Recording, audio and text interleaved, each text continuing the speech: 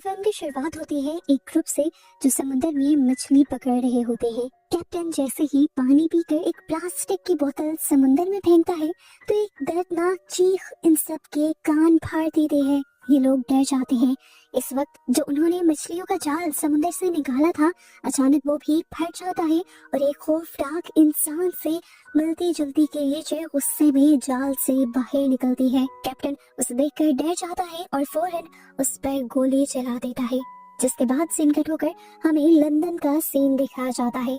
हम मिलते हैं ब्रैकली से जो इस टाइम सो रहा है। अचानक से उसके फोन पर बेल होती है और वो घबराहट में उठ खड़ा होता है। उसे एक इमरजेंसी मिशन पर जाने के लिए मैसेज आया था। पता चलता है कि वो यूएन की इंटेलिजेंस टास्क फोर्स के लिए काम करता है। ब्रैकली जल्दी से अपनी बेटी को उठाता है और उसे बताता है कि मुझे इमरजेंसी कहीं जाना है और तुम्हें अपनी मॉम के पास जाना होगा। इस टाइम सार्जेंट हाना ब्रैकली को पिक करने के लिए आई थी और उन्हें ये सुनकर काफी गुस्सा आता है कि ब्रैकली पहले अपनी बेटी को उसके मॉम के घर छोड़ना चाहता है, वो भी उन्हीं की कार के जरिए। खैर इस टाइम ब्रैकली की एक्स वाइफ भी उस पर काफी गुस्सा है, क्योंकि ब्रैकली के ऐसे कामों की वजह से हमेशा ही उसे अपने काम इग्नोर कर अपनी बेटी का ख्याल रखना पड़ता है। ये काम खत्म करने के बाद ये लोग एक प्राइवेट एयरपोर्ट पहुंचते हैं, जहां पर जर्नल उन्हें मिशन की डिटेल देते हैं। लेकिन यहाँ ब्रैकली का टैबलेट काम नहीं कर रहा होता। उसके साथ बैठा हुआ एक आदमी उसे वीडियो दिखाता है जिसमें वो क्रिएचर जिसे हमने मूवी के स्टार्ट में देखा था, वो इंसानों पर हमला करती हुई दिखाई जा रही है। ये देखकर ब्रैकली घबरा जाता है और घबराहट में इस आदमी को बताता है कि मैं कोई एजेंट नहीं हूँ, मैं सिर्फ एक क्लर्क हूँ जो आप लोगों के साथ जा रहा हूँ। वो एजेंट जिसने ब्रैकली को वीडियो दिखाई थी वो भी घबरा जाता है और फिर पूरे रास्ते ब्रैकली से कोई बात नहीं करता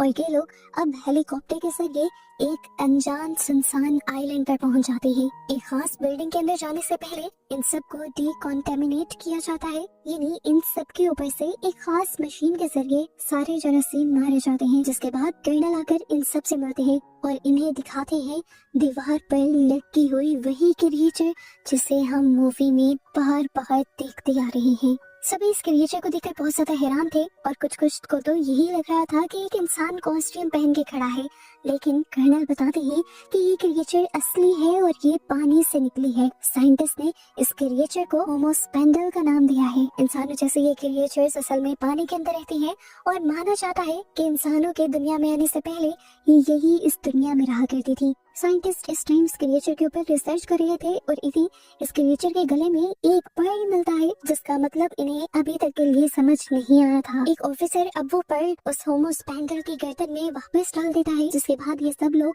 अपनी इन्वेस्टिगेशन पर मीटिंग करने के लिए यहाँ से चले जाते हैं और यहाँ पर ब्रैकली अकेला रह जाता है। वो इस क्रिएचर को बहुत ही गौर से देखता है और फिर इस क्रिएचर को वो उसी तरह से रिस्पेक्ट देता है जिस तरह से वो अपने जीसस क्रॉस को रिस्पेक्ट देता है। यहाँ हमें जर्नल को सभी लोगों के साथ मीटिंग करते हुए दिखाया जाता है। जर्नल कर्नल से सवाल करता है कि मुझे समझ नहीं आ रही कि आखिर ये क्रिएचर इतने ऊपर आया कैसे। कर्नल कहते हैं ये बहुत बड़ा खतरे का साइन हो सकता है, क्योंकि 2020 में भी अंडर वाटर सबमरीन में एक बहुत ही बड़ा हादसा हुआ था और वो भी ऐसे ही क्रिएचर्स की वजह से हुआ था। ये लोग अब इन होमोस्पेंडल क्रिएचर्स से बात करना चाहते थे, जिसके लिए ये एक खास मशीन का इस्तेमाल करते हैं। इस मशीन के जरिए वो दूसरे क्रिएचर्स को सिग्नल भेज देते हैं और फिर उनके जवाब का इंतजार करते हैं। ब्रैकली ने जब इस मशीन से सिग्नल को भेजा था तो सिग्नल की फ्रीक्वेंसी इतनी हाई थी, वो सिग्नल इतना तेज था कि ब्रैकली खुद भी कांप उठा था। काफी देर इंतजार करने के बाद भी जवाब नहीं आता और ये लोग अपने कैंप्स में सोने के लिए आ जाते हैं। ब्रैकली हैना से पूछता है कि क्या मैं अपने घर कॉल कर सकता हूँ, लेकिन हैना ऐसा करने से मना कर देती है। सीन कट होकर दूसरी तरफ हमें दिखाया जाता है कि जिस रूम में इन्होंने उस होमोस्पेंडल को बांध कर रखा हुआ था, वहाँ पर दो सोल्जर्स ड्यूटी दे रहे थे। एकदम से वो नोटिस करते हैं कि उनके पाँव के नीचे की जमीन दलदल बनने लगी है।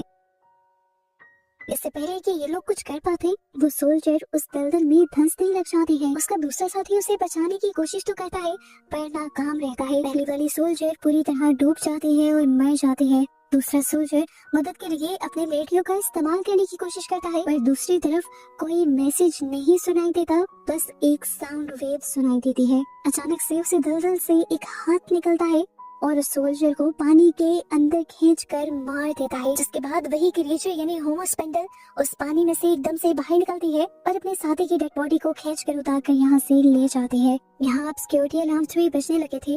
ब्रिकली के साथ साथ सभी सोल्जर्स इस जगह को चेक करने के लिए आते हैं, लेकिन यहाँ पर इन्हें ना तो अपने सोल्जर मिलते हैं और ना ही वो क्रिएचर। फर्श यहाँ का दोबारा से नॉर्मल हो चुका था और जनरल ऑस्टिन बहुत ज्यादा परेशान हो गए थे।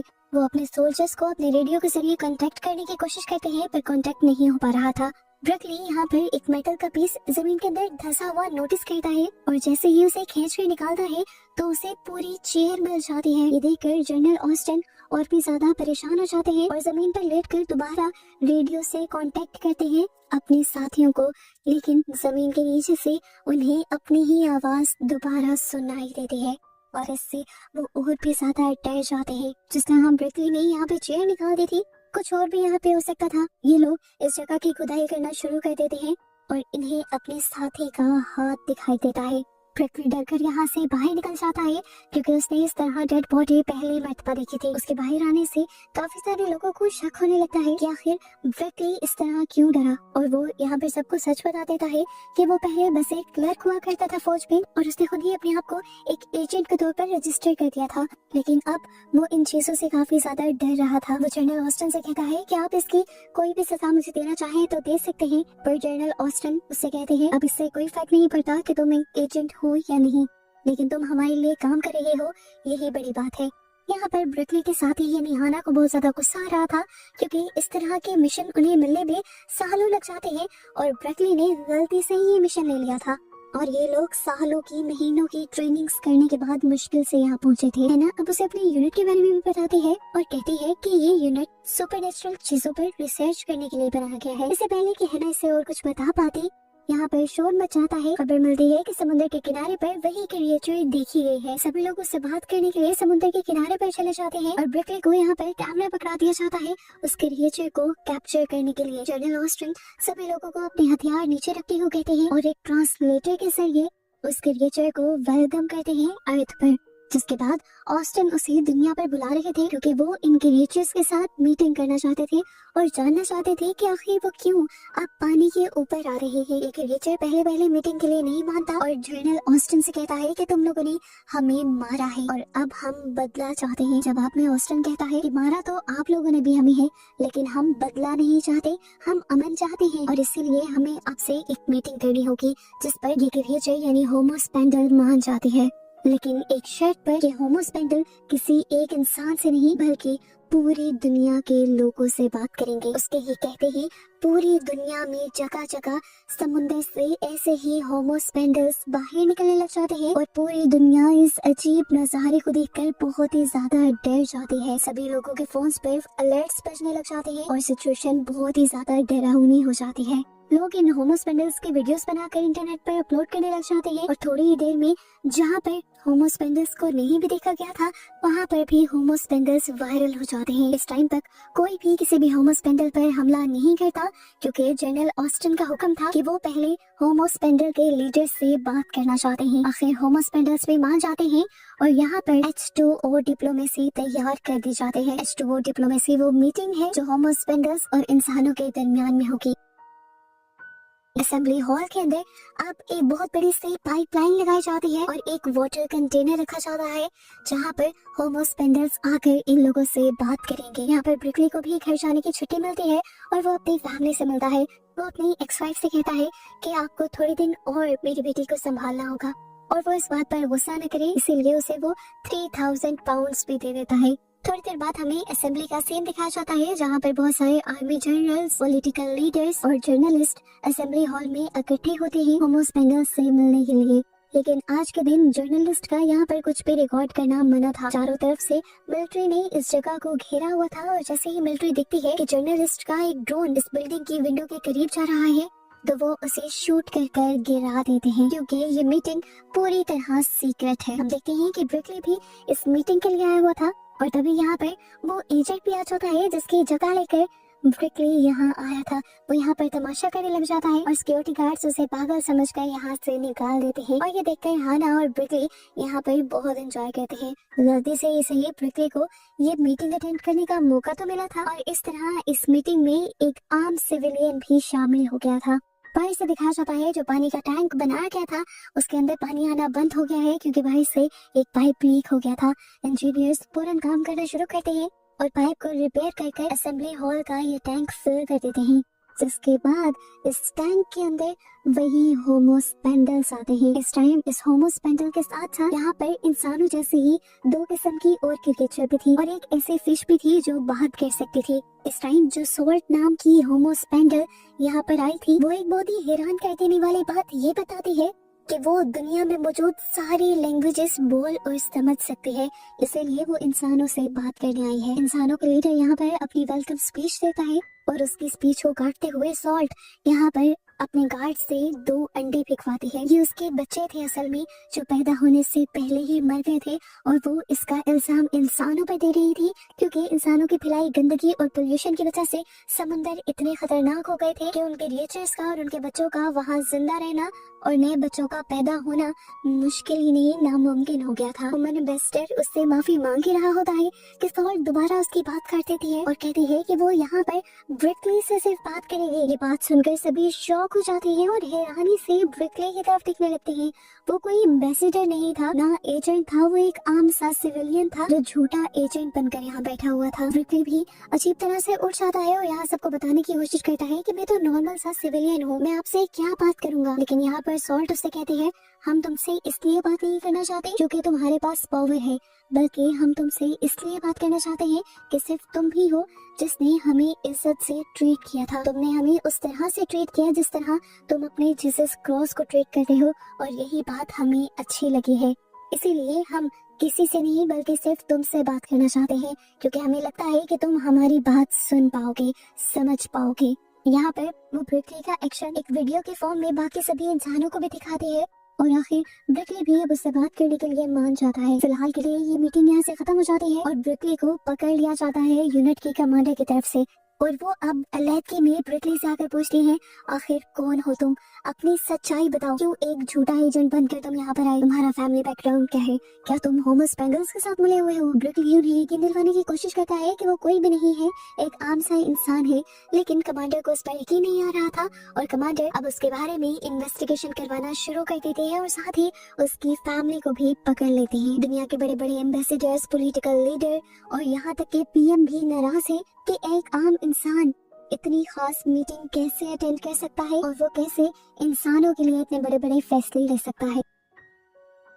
इधर इंटरनेट पर भी ब्रिकली के बारे में ऐसी खबरें मशहूर हो जाती हैं कि जैसे वो फिश स्पाई है, होमोस्पेंडल्स का स्पाई है और वो इंसानों के रूप में असल में कोई और ही क्रिएचर है।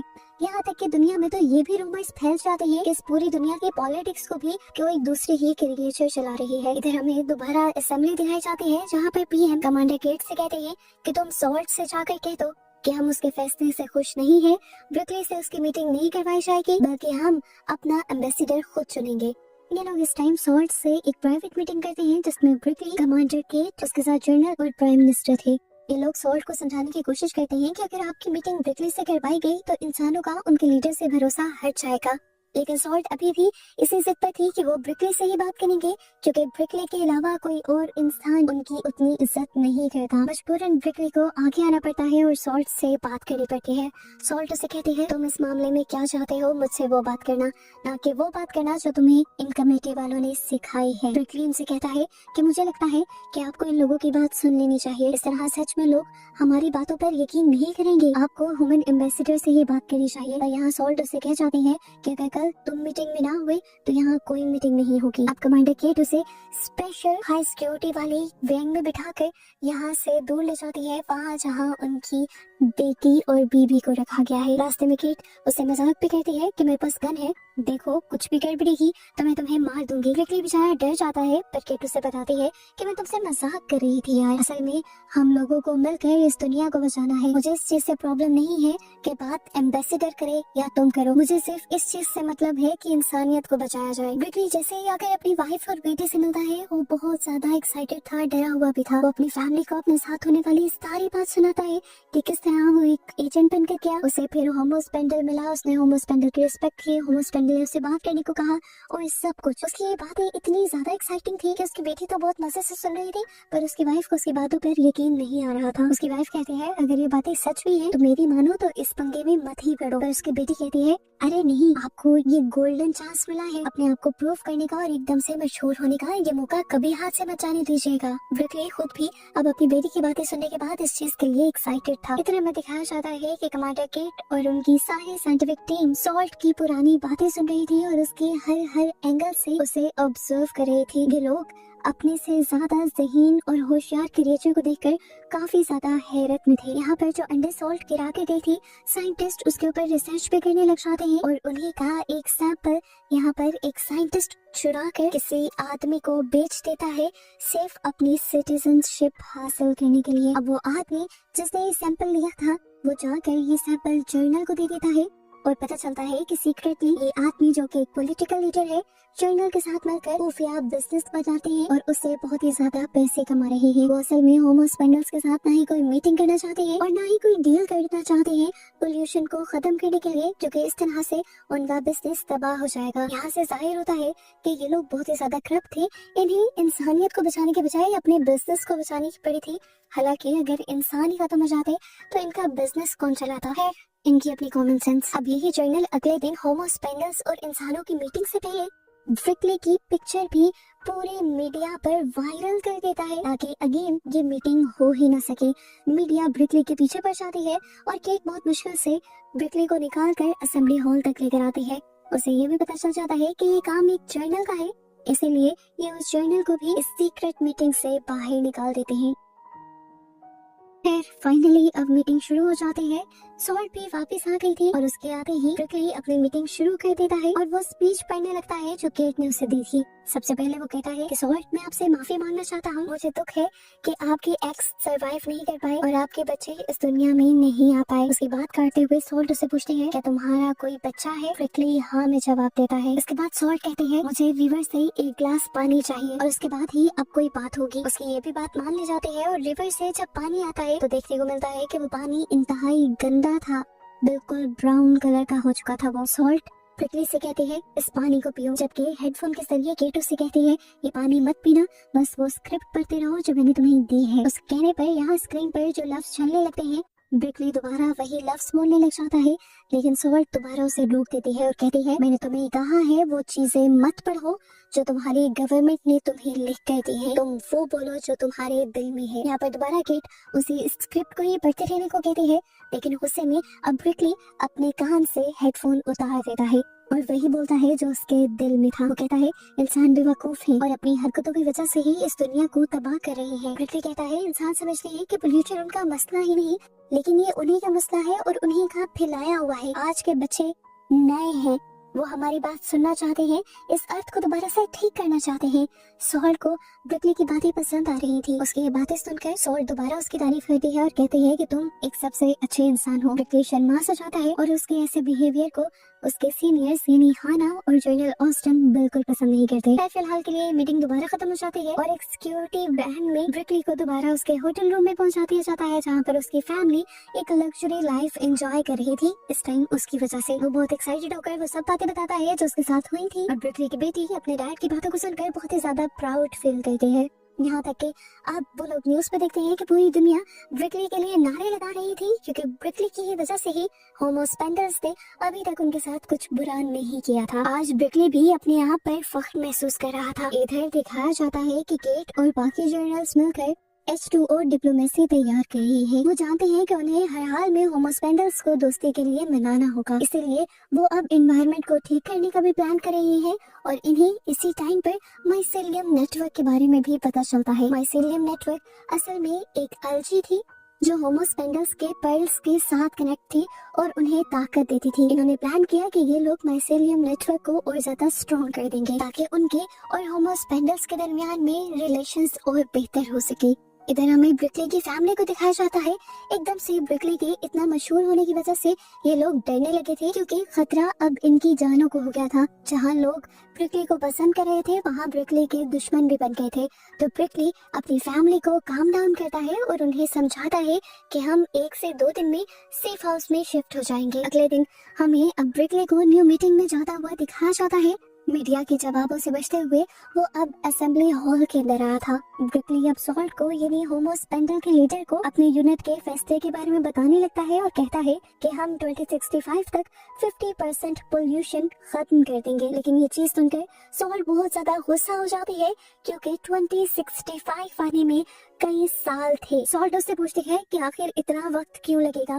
ब्रिकली उसे समझाता है कि हमें वो रिसोर्सेज इकट्ठे करने हैं जिसकी वजह से इस सारी पोल्यूशन को खत्म किया जा सके और ये सारे रिसोर्स लगभग इतने ही सालों में हम इकट्ठे कर पाएंगे। सॉल्ट जब कहती है कि 40 साल का अरसा बहुत ज्यादा है तो ब्रिकली जवाब में कहता है जहाँ आप लोगों ने 10 लाख साल इंतजार किया वहाँ अब ये 40 साल क्या चीज है। उसकी ये बात सुनकर सॉल्ट को इतना ज्यादा गुस्सा हो जाता है कि उसका गुस्सा अब नेचर में भी दिखाई दे रहा था। बाहर आसमान बिल्कुल काला पड़ जाता है और बुरा तूफान आ जाता है। इस तूफान में कोई पानी कोई हवा नहीं थी बल्कि ये तूफान दुनिया का सबसे अजीब तूफान था जिसमें प्लास्टिक और समुद्र के अंदर का कचरा था। दिखाया जाता है कि अब बड़ी मिकदार में वो सारा कचरा वो सारी प्लास्टिक जो कई सालों में इंसानों ने समुद्र के अंदर फेंका था वो आसमान से बरसते हुए अब जमीन पर इंसानों के ऊपर ही गिर रहा था। इंसान अपने आप को बचाने के लिए यहाँ से भागने लग जाती है और इसी टाइम पर हम ब्रिकली की बेटी को भी देखते हैं जो उसकी तरफ आने के लिए मुड़ रही थी। इस कचरे के तूफान की वजह से वो भी ट्रैफिक में फंस जाती है और तभी अचानक उनकी कार के ऊपर भी एक भारी भरकम चीज आकर गिरती है जिसकी वजह से उनका ड्राइवर फौरन ही मारा जाता है और ब्रिकली की बेटी डरकर गाड़ी से निकल जाती है। केट को जैसे ही इस सारी चीजों के बारे में पता चलता है वो फौरन ही सॉल्ट से जाकर कहती है प्लीज इस सब को बंद कर दो। ब्रिकली तो अभी तक शॉक में था क्योंकि उसे समझ ही नहीं आ रहा था कि क्या हो रहा है। तभी उसकी वाइफ उसे कॉल करके बताती है कि उसकी बेटी रोड पे निकल गई है उसके पास आने के लिए। ये सुनकर ब्रिकली भी डर जाता है और फौरन अपनी बेटी को बचाने के लिए बाहर भागता है। रोड पर वो उसे कहीं नजर नहीं आ रही थी लेकिन जब थोड़ा ही आगे गया तो उसने देख लिया कि उसकी बेटी के ऊपर एक बहुत बड़ा एंकर गिरने वाला था और वक्त पर आकर उसने अपनी बेटी को खींचकर इस एंकर के गिरने वाली मौत से बचा लिया। इसी टाइम पर हम देखते हैं कि ब्रिकली की वाइफ भी आ जाती है और ये सब लोग अपने आप को बचाने के लिए असेंबली हॉल के अंदर चले जाते हैं। इंटरनेट पर न्यूज चैनल्स पर हर जगह ये प्लास्टिक का तूफान वायरल हो जाता है और लोग यही बातें करने लग जाते हैं कि होमो स्पेंडल्स की तरफ से जंग का ऐलान है और हमें भी अब जंग के लिए तैयार हो जाना चाहिए। हमें शहरों का सीन दिखाया जाता है। शहर आते आते कचरे से भर गए थे यहाँ तक कि समुद्र के अंदर डूबा हुआ टाइटैनिक भी यहीं आकर गिर गया था। सब लोग पैनिक हो जाते हैं और यहाँ असेंबली हॉल में दोबारा सॉल्ट के साथ मीटिंग स्टार्ट होती है। ब्रिकली उसे समझाता है कि हमें वॉर नहीं चाहिए, हम जंग नहीं करना चाहते। तो सॉल्ट उसे कहती है तुम्हें याद नहीं है जंग तो काफी अरसे से चल रही है और इस जंग को इंसानों ने ही शुरू किया है। इसे कचरे के जरिए इंसान ही हम पर हमला करते हुए आ रहे हैं। हमने तो अभी पहला ही अटैक किया है। सॉल्ट को कन्विंस करने के लिए यहाँ पर अभी भी केट स्पीच लिख लिख कर ब्रिकली को वही स्पीच बोलने को कह रही थी लेकिन अब ब्रिकली जानता था कि उसे ये स्पीच नहीं पढ़नी। वो समझ गया था कि सॉल्ट को पॉलिटिकल चीजें नहीं समझ आ रही इसीलिए वो अपने कान में से हेडफोन निकाल देता है। अब पूरी ह्यूमैनिटी की किस्मत एक आम से शहरी के हाथ में थी। ब्रिकली उससे बात करता है और उसे समझाने की कोशिश करता है देखो सॉल्ट मैं समझता हूँ कि ये इंसानों ने ही जंग की थी, इंसानों ने आप लोगों के साथ बहुत बुरा किया लेकिन अब जो आप लोगों ने किया है उससे इंसान बहुत ज्यादा डर चुके हैं और जब इंसान डर जाते हैं तो वो अजीबोगरीब खौफनाक चीजें करते हैं और मैं नहीं चाहता कि इंसान वो सारे काम करें। वो इस टाइम डिमांड करता है कि आप हमारे साथ दोस्ती का एक एग्रीमेंट कर लें और हम भी आपको कोई नुकसान नहीं पहुंचाएंगे। लेकिन सॉल्ट इस बात को मानने के लिए 3 शर्तें सामने रख देती है। इसमें से एक थी कि इंसान अब समुद्रों का किसी भी तरह से इस्तेमाल नहीं करेंगे, ना तो अपना वेस्ट वहाँ डंप करेंगे, ना ही पोल्यूशन फैलाएंगे और ना ही वो ट्रैवलिंग और ट्रांसपोर्ट के लिए समुंदर का इस्तेमाल करेंगे। सॉल्ट कहती है इंसानों को जमीन का इस्तेमाल करना बहुत अच्छे से आता है और जमीन के जरिए भी सारे काम किए जा सकते हैं। हम लोग जब आपके घर आपकी जमीन पर नहीं आएंगे तो आप लोग हमारे घर यानी समुद्रों के रास्ते में भी नहीं आएंगे। जिस तरह आप लोगों के मुल्कों के दरमियान में बॉर्डर बने होते हैं, इसी तरह आप समुद्रों और जमीन के दरमियान में भी वैसे ही बॉर्डर्स होंगे। यहाँ तक कि कोई भी एयर ट्रांसपोर्ट यानी हवा में उड़ने वाली ट्रांसपोर्ट भी समुद्र के ऊपर से नहीं गुजरेगी। ये सुनना था कि यहाँ पर बैठे हुए काफी सारे जर्नल्स भड़क जाते हैं और कहते हैं कि मॉडर्न वर्ल्ड इस तरह काम नहीं करती। मॉडर्न वर्ल्ड को अब खाना तक चाहिए तो उसके लिए भी वो ट्रांसपोर्ट पर डिपेंड करती है, और अगर ट्रांसपोर्ट ही बंद हो जाएगी तो वो क्या करेंगे। सॉल्ट इस टाइम भड़क कर कहती है कि मैं यहाँ किसी की कोई बात सुनने नहीं आई, मैं सिर्फ अपनी शर्तें बता रही हूँ और मैं सिर्फ रिकली से ही बात करूंगी। ये कहते ही वो अपनी तीसरी शर्त पे बताती है कि अगले मीटिंग के लिए अब सॉल्ट या कोई भी होमोस्पेंडल अर्थ पर नहीं आएगा। वो यहाँ पर रोमन ट्रेंच का मार्क दिखाती है और बताती है कि अगली मीटिंग यहीं पर होगी। ये जगह समुंदर की बिल्कुल दरमियान में 25,000 फुट गहरी थी। इस जगह जाना तो सबमरीन के जरिए भी मुमकिन नहीं था। केट ब्रिकली से इस शर्त को मानने से इनकार करने को कहती है, लेकिन ब्रिकली फिर भी इस शर्त पे भी हाँ कह देता है। सॉल्ट कहती है कि ऐसा कर हम जानना चाहते हैं कि क्या तुम वाकई बराबरी पर यकीन रखते भी हो या नहीं। ब्रिकली इस टाइम सॉल्ट की आंखों में आंखें डालकर कहता है, ठीक है, तुम्हारी सारी शर्तें कबूल, अब हम तुम्हारी कही हुई जगह पर मिलेंगे। सॉल्ट भी अब अजीब मुस्कुराहट से ब्रिकली को देखती है और यहाँ से चली जाती है, जिसके बाद ये मीटिंग खत्म हो जाती है। केट और सभी जर्नलिस्ट ब्रिकली के इस फैसले पर खुश नहीं थे, क्योंकि वो जानते थे कि समुद्र की इतनी गहराई के अंदर इंसान का सांस लेना तो पॉसिबल है ही नहीं, और वो जानते थे कि अब इस तरह इंसान अपनी शर्तों से पीछे हट जाएंगे, हार जाएंगे और इस तरह होमोस्पेंडल्स उनकी जिंदगी तबाह कर देंगे।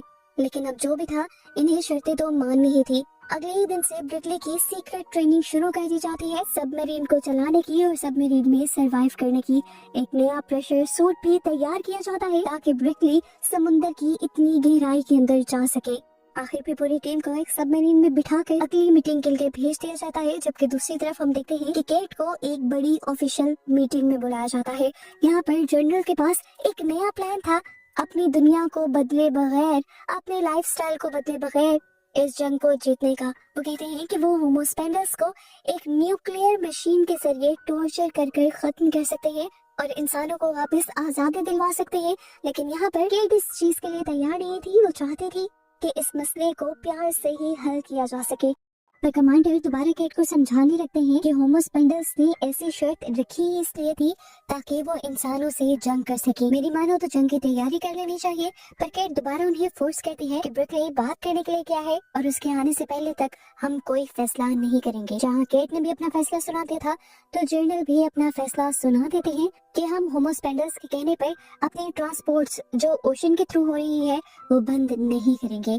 और यहाँ केट समझ आती है कि इनके इरादे जंग करने के ही हैं और ये सिर्फ अपने बिजनेस के बारे में सोच रही है। केट यहाँ से चली जाती है और पीछे से जर्नल को उनके साथी कहते हैं कि हमने बायो वेपन्स तैयार कर लिए हैं, क्या उन्हें इस्तेमाल किया जाए। पर जर्नल भी इस टाइम के लिए उन बायो वेपन्स को इस्तेमाल करने के लिए मना कर दे। पर यहाँ जर्नल के साथी जर्नल से कहते हैं कि हमें उस बायो वेपन का इस्तेमाल कर लेना चाहिए, किसी को भी खबर नहीं होगी कि ये काम हमारी मर्जी से हुआ है और इस तरह हमारा काम भी हो जाएगा। सीन कट होकर अब हमें उस सबमरीन को दिखाया जाता है जो काफी गहराई में जा चुकी थी। एकदम से होमोस्पेंडल्स आकर इनकी सबमरीन को खींचते हुए किसी अजीब सी जगह में ले जाते हैं और ये लोग पैनिक कर जाते हैं। लेकिन जब ब्रिकली अपनी विंडो से सॉल्ट को देखता है तो वो अपनी सबमरीन से बाहर निकल आता है। ये लोग इस जगह आकर हैरान परेशान थे। ये जगह समुद्रों की गहराई पर थी, लेकिन यहाँ पर पानी का एक कतरा भी नहीं था। सॉल्ट इनसे आकर कहती है कि तुम लोग पहले इंसान हो जो इस जगह पर आए हो। इस जगह को हमने तुम्हारे ही लिए बनवाया है ताकि तुम यहाँ पर आसानी से सांस ले सको, जिस तरह तुमने हमारे लिए वो वाटर टैंक बनवाया था। वो ब्रिकली से कहती है कि तुम मास्क उतार सकते हो, यहाँ पर तुम्हें फिर भी सांस आएगा। सॉल्ट खुद ब्रिकली का मास्क उतारती है और ब्रिकली नोटिस करता है कि वो बहुत ही ज्यादा आसानी से यहाँ पर सांस ले रहा था और ये देखते हुए बाकी लोग भी अपने मास्क उतार देते हैं। दिखाया जाता है कि होमोस्पेंडल्स जैसी और क्रिएचर्स यहाँ पर इंसानों को देखने के लिए आई थी। अब सॉल्ट ब्रिकली को इस जगह को दिखाने लग जाती है और एकदम से ब्रिकली के करीब आकर उसे टच करती है और उसे बताती है कि मैं हमेशा से चाहती थी कि मैं तुम्हें टच करूं। और इतनी देर में उन्हें कोई बुला कर ले जाता है और ये लोग एक ऐसी जगह पर पहुंचते हैं जहाँ पर बहुत सारे होमो एक्वास इनका वेलकम भी कर रहे थे और इन्हें देखने भी आए थे।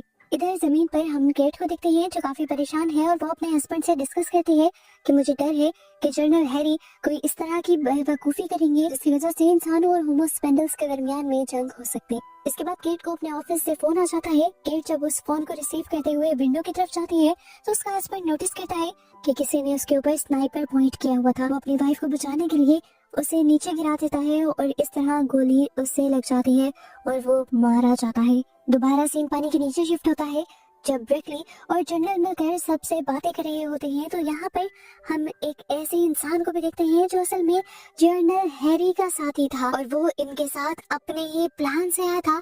वो बायो एजेंट लेकर आया था जिसके जरिए वो सभी होमो स्पेंडल्स को मारना चाहते थे। ये देखकर जनरल और ब्रिकली दोनों बहुत ज्यादा हैरान रह जाते हैं क्योंकि उनके वहमो गुमान में भी नहीं था कि वो यहाँ पर किसी जासूस को या अपने दुश्मन को ला रहे हैं। वो नहीं चाहते थे कि होमो स्पेंडल्स पर कोई हमला हो, इसीलिए ब्रिकली उस आदमी को लेकर नीचे गिर जाता है। लेकिन तभी उसके हाथ से वो बायो एजेंट भी नीचे गिरने की वजह से फट जाता है और यहाँ एक बहुत ही भयानक ब्लास्ट होता है। सभी होमो स्पेंडल्स दूर जाकर गिरते हैं और तभी सॉल्ट यहाँ पर ब्रिकली को लेकर अपने गिर्द एक प्रोटेक्शन शील्ड बनाते हुए उसे उड़ाकर यहाँ से ले जाती है और साथ ही उसके मुंह से अपने मुंह को जोड़ते हुए उसे ऑक्सीजन भी देती है। दुनिया में मौजूद सबमरीन के कंट्रोलर की वजह से इंसानों को भी पता चल जाता है कि पानी के अंदर कोई बहुत ही बड़ा धमाका हुआ है और इस धमाके की ताकत से ये लोग अंदाजा लगाते हैं कि नीचे गए हुए सभी इंसान भी मारे गए होंगे। अब ये बात जैसे ही केट को पता चलती है, केट और भी ज्यादा टूट जाती है। पहले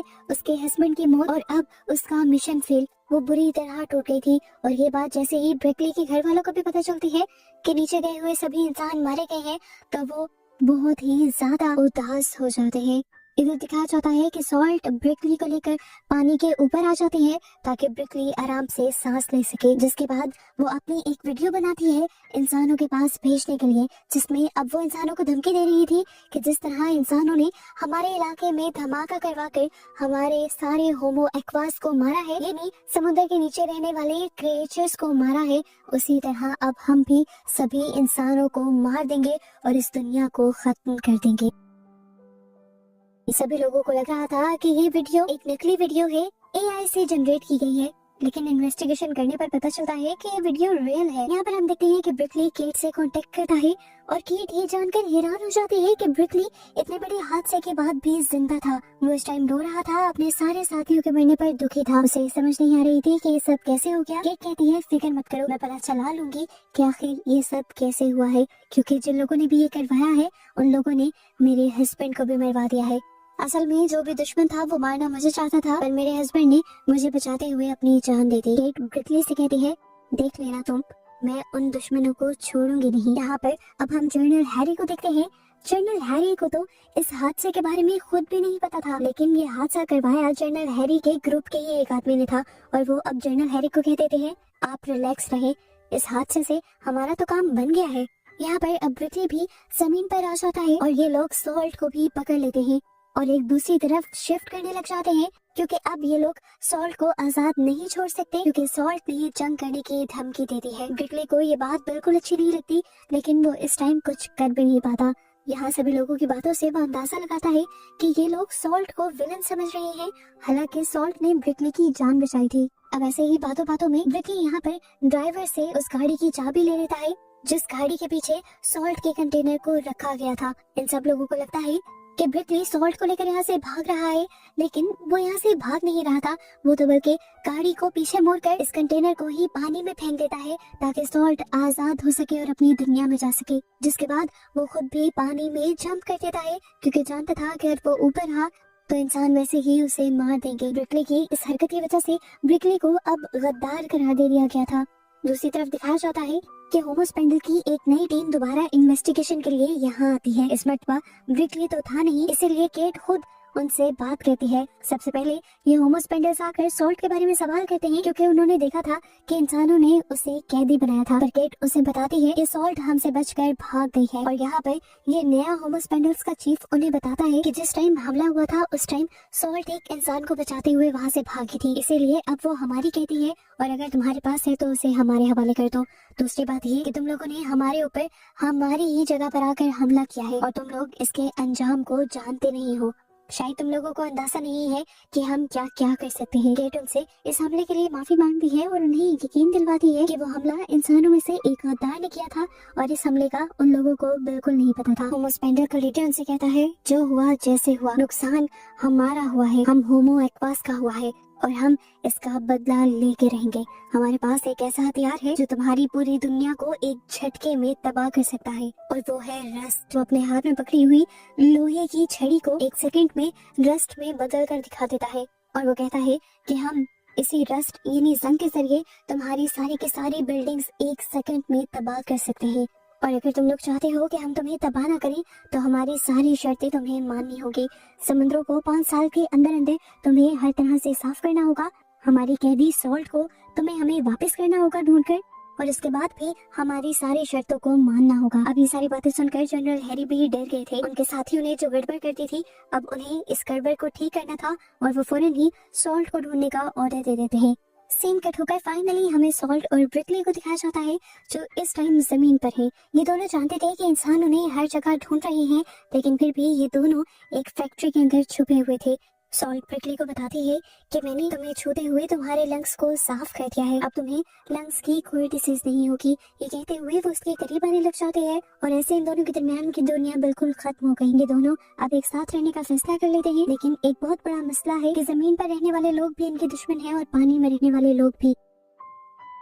ये लोग जानते हैं कि ज्यादा देर तक ये लोग एक साथ नहीं रह सकते और ब्रिकली सॉल्ट से कहता है कि मैं दरमियान का कोई रास्ता निकाल ही लूंगा और तुम्हें यहाँ से लेकर कहीं दूर चला जाऊंगा। इस टाइम बातें करते हुए ब्रिकली सॉल्ट को ये भी बता देता है कि हमला करवाने में उनकी यूनिट के लीडर केट का कोई हाथ नहीं। केट सच में बेकसूर है और ये काम किसी ऐसे इंसान का है जिसका फायदा होमोस्पेंडल्स को मारने से जुड़ा हुआ है। फिर अब ये लोग फैसला कर लेते हैं कि ये लोग किसी ऐसी जगह पर जाएंगे जो समुद्र का किनारा होगा। सॉल्ट पानी में रहेगी और ब्रिकली करीब ही साहिल पर रहेगा। सॉल्ट को ये आइडिया पसंद आ जाता है और यहाँ से जाने से पहले ब्रिकली अपनी फैमिली को लास्ट टाइम कॉल मिलाता है, लेकिन वो नहीं जानता था कि उसके कॉन्टेक्ट के सभी लोगों के फोन पहले ही हैक किए जा चुके थे ताकि उसे लोकेट किया जा सके। वो अब जैसे ही अपनी फैमिली से मिलने के लिए जाता है तो उसकी वाइफ और बेटी को पता चल जाता है कि FBI उसके पीछे है, इसलिए वो फौरन ब्रिकली से यहाँ से भाग जाने को कहती थी। लेकिन इससे पहले कि ये दोनों यहाँ से भाग जाते हैं इन्हें चारों तरफ से मिलिट्री के लोग घेर लेते हैं। एक तरफ केट की टीम थी तो दूसरी तरफ थे जनरल हैरी के सोल्जर्स। दोनों ही उन्हें पकड़ना चाहते थे, लेकिन तभी यहाँ पर फौरन केट सबको कांटेक्ट करती है और उन्हें कहती है कि केट और ब्रिकली को कुछ ना किया जाए क्योंकि वो दोनों बेकसूर हैं।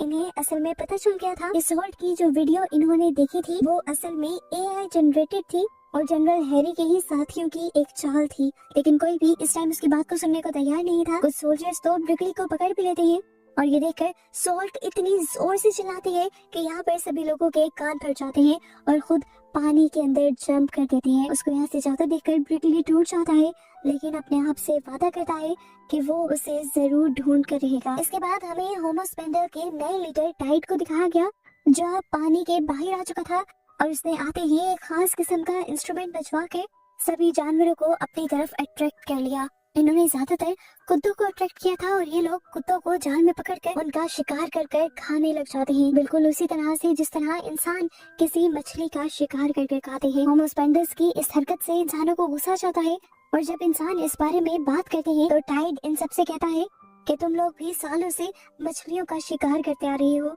जिस तरह डॉग्स तुम्हारे सबसे अच्छे और वफादार पेट्स हैं, इसी तरह मछलियाँ भी हमारी पेट्स हैं। हमें भी दुख होता है जब तुम उनका शिकार कर कर खाते हो। इधर केट के ऑफिस में केट को पता चलता है कि अंटार्कटिका की बर्फ तेजी से पिघलने लगी है, जिसकी वजह से जमीन पर पानी का लेवल बहुत ही बढ़ता जा रहा है और वो समझ गई थी कि ये सारा काम होमोस्पेंडल्स का ही है। अगर इसी तरह तेजी से बर्फ पिघलती रहती तो वो दिन दूर नहीं था जब पूरी दुनिया ही सैलाब में डूब जाती।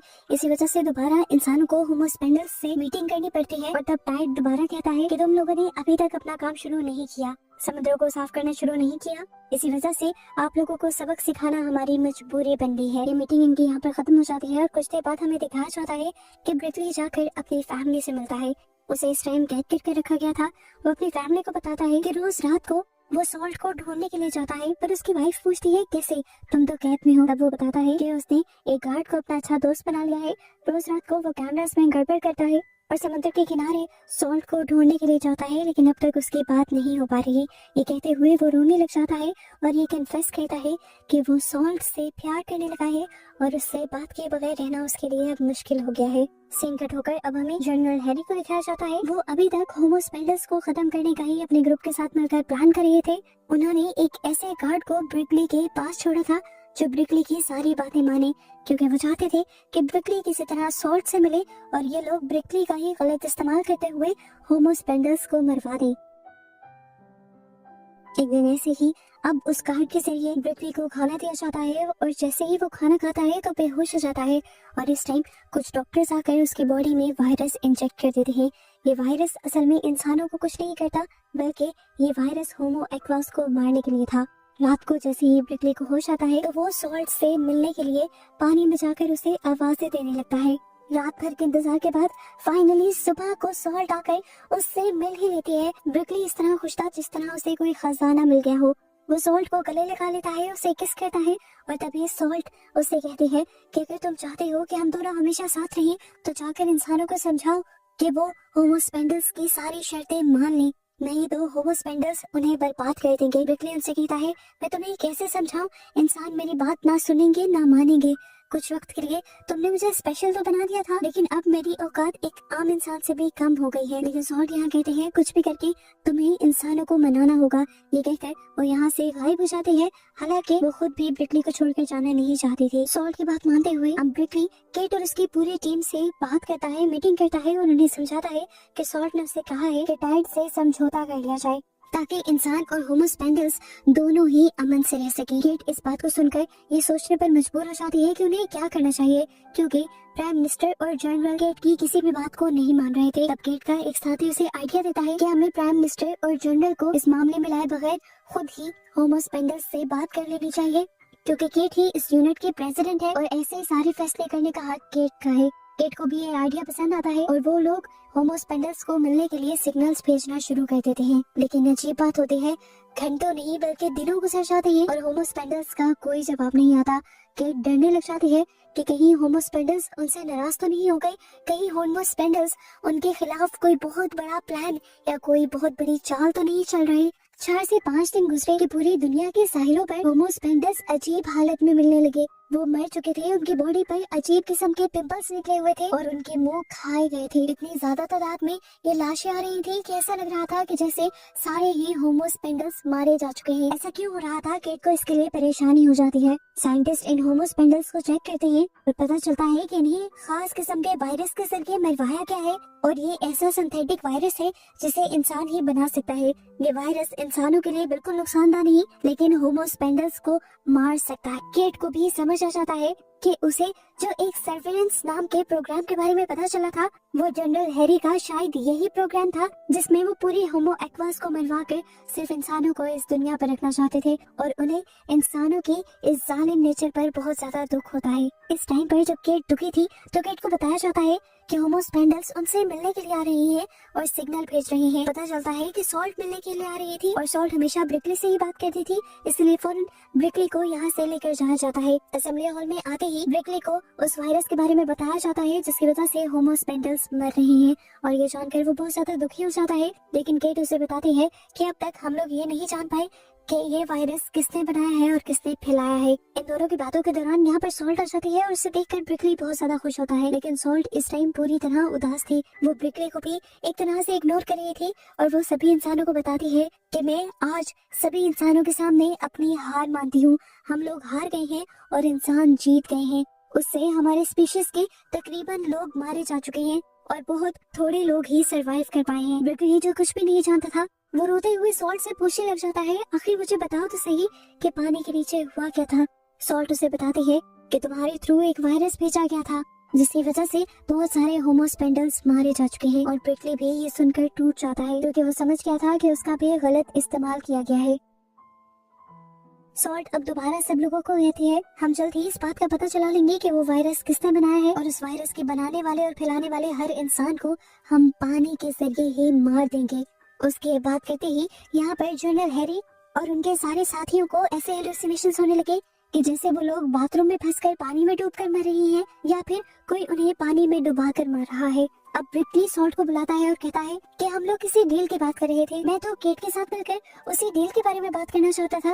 लेकिन यहाँ सॉल्ट उसकी बात काट देती है और कहती है कि अब कोई डील नहीं होने वाली। पहले मुझे लगता था कि इंसान और होमोस्पेंडल्स एक साथ मिलकर रह सकते हैं, लेकिन अब नहीं। अब हम जान गए हैं कि इंसान और होमोस्पेंडल्स बस एक दूसरे के दुश्मन है। ब्रिकली यहाँ पर कहता है, ऐसा नहीं है सॉल्ट, तुम गलत समझ रहे हो। हम अभी भी वो एग्रीमेंट कर सकते हैं। समुद्र का सबसे गहरा इलाका बेशक आप लोग ले लो, वहाँ की हम सफाई भी करवा देंगे, वहाँ पर हम कोई ट्रांसपोर्ट भी नहीं चलाएंगे और जैसा आप लोग कहेंगे वैसा हम करेंगे। लेकिन ब्रिकली की बात सुनकर सॉल्ट अब उसे उन इंसानों की तस्वीर दिखाती है जो होमोस्पेंडल्स को मारकर और उनकी लाशों के साथ खेल रहे थे। सॉल्ट कहती है, असल में ये सब वो इंसान है जो ज्यादातर दुनिया में रहते हैं और वही हमें नुकसान भी पहुंचाते हैं और अब इंसानों से हम डरने लगे हैं।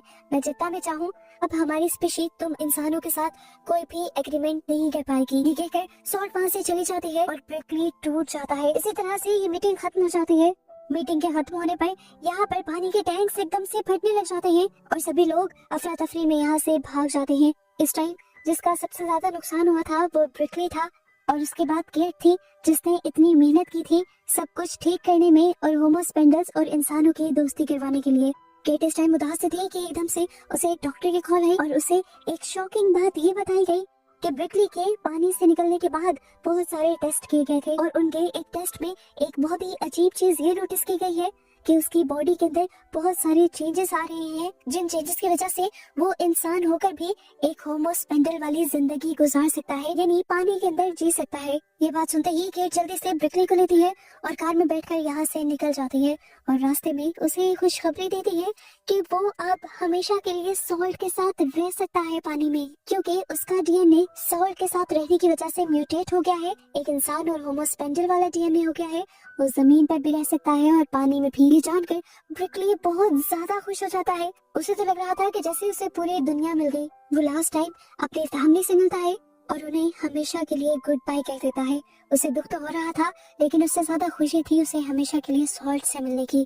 इन सारी चीजों के बाद ब्रिकली फाइनली केट के साथ उस जगह पर पहुंच जाता है जहाँ पर सॉल्ट रहा करती थी। वो अपने कपड़े उतारकर पानी के अंदर चला जाता है और वहाँ हम देखते हैं कि उसके गर्दन पर फिन्स आ गए हैं। वो किसी होमोस्पेंडल की तरह ही पानी के अंदर अब सॉल्ट की कंपनी एंजॉय कर रहा था और बहुत खुश था, जबकि बाहर केट भी उन दोनों के मिलने से बहुत खुश थी। जिसके बाद केट यहाँ पर वॉक करने लग जाती है और देखती है कि एक आदमी वॉक करते हुए यहाँ पर कचरा फेंक गया था।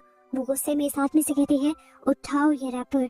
पर वो आदमी जब उसकी बात नहीं सुनता तो वो बंदूक निकाल कर उसके ऊपर तान देती है और डर कर वो आदमी भी कचरा उठा लेता है। इससे जाहिर हो रहा था कि केट अब वो सारे काम करने वाली थी जिससे पानी में बचे कुछ होमोस्पेंडल्स की जिंदगी आसान बनाई जा सके और सेफ हो सके। और इस तरह उसी को दिखाते हुए ये सीजन यहाँ पर खत्म हो जाता है।